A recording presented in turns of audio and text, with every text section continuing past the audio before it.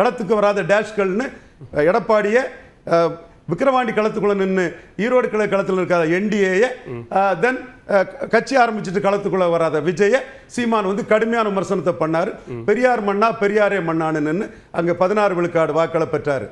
அவர் இன்னைக்கு திமுக அண்ணா திமுகவுக்கு மாற்றா, திராவிடத்துக்கு மாற்றா, பெரியாருக்கு எதிராட்டு, இலவசங்களுக்கு எதிராட்டு, டாஸ்மார்க்கு எதிராட்டு, பறையர் தேவேந்திர குல வேளாளருக்கு 5 விழுக்காடு உயர்த்தணும்னு மற்ற கட்சிகள் சொல்லாத பல விஷயங்களை பாசிட்டிவா முன்னெடுத்து, சில விஷயங்களை நெகட்டிவா முன்னெடுத்து களத்துக்குள்ள மக்களவை தேர்தலில் 8 வந்தவர், அது 4வது 8 வந்தவர் நிற்கிறாரு.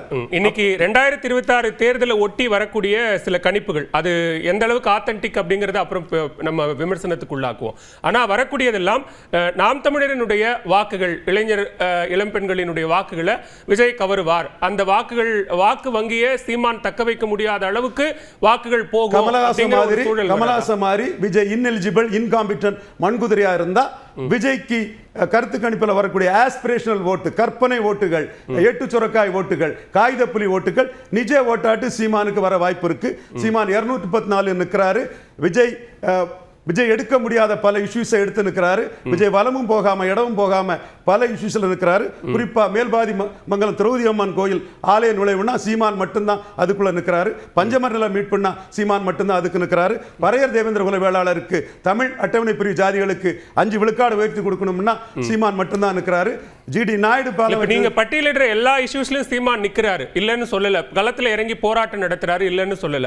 தேர்தல் அரசியல் அப்படின்னு வரும்போது இவர்களினுடைய நாம் தமிழர்களுடைய வாக்கு வங்கி 8.4% அப்படிங்கிறது 2026 தக்க வைக்க முடியுமா? அது பெரிய அளவுக்கு ஜம்பாகும்.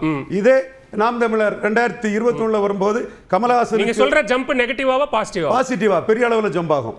கமலஹாசனுக்கு வாக்கு வீதம் கொடுத்தாங்க, தினகரனுக்கு கொடுத்தாங்க. ஆனா பார்ட் டைம் பொலிட்டிஷியன் ஆட்டு ஒரு 214 போட முடியாம, ஒரு மன வலிமை இல்லாம இருந்த எம்ஜிஆர் ஊன்றுகோலா எடுத்து வந்த கமலஹாசனை வீழ்த்தி தான் 8% வந்திருக்காரு. இன்னைக்கு தன்னை நம்பாம எம்ஜிஆரையும் ஜெயலலிதாவையும் ஊன்றுகோலா எடுத்து வாராரு விஜய். ஊழல்வாதிகள், கரப்ட் எம்ஜிஆர், கரப்ட் ஜெயலலிதான்னு ஓங்கி அடிக்கிறாரு சீமான். ஜாதிவாரி கணக்கெடுப்பு நடத்தாத எம்ஜிஆர் ஒரு மேனன், மலையாளி. அவரால் சமூக நீதி எழுச்சி வன்னியர், முத்தரையர், யாதவர், செங்குந்தர், விஸ்வகர்மா போன்ற பல தமிழ் சமூகங்களுக்கு வந்து அநீதி இழைத்தார் எம்ஜிஆர். ஜாதிவாரி கணக்கெடுப்பு நடத்தாமன்னு எந்த எம்ஜிஆர் ஆதர்ஷ புருஷனாட்டு விஜய் எடுத்து வராரோ அந்த எம்ஜிஆர் ஊழல் பெரிச்சாளி. ஜாதிவாரி கணக்கெடுப்பு நடத்தாம சமூக நீதியை சூறையாடினார் சீமான். ஃபார்ச்சூன் ஃபேவர்ஸ் த பிரேவ்னு நிற்கிறாரு. நானும் உறுதியா சொல்றேன், ஃபார்ச்சூன் ஃபேவர்ஸ் த பிரேவ். சீமான் ஜம்ப் பண்ணி தன்னை நிரூபிப்பார். பொறுத்திருந்து பாருங்க.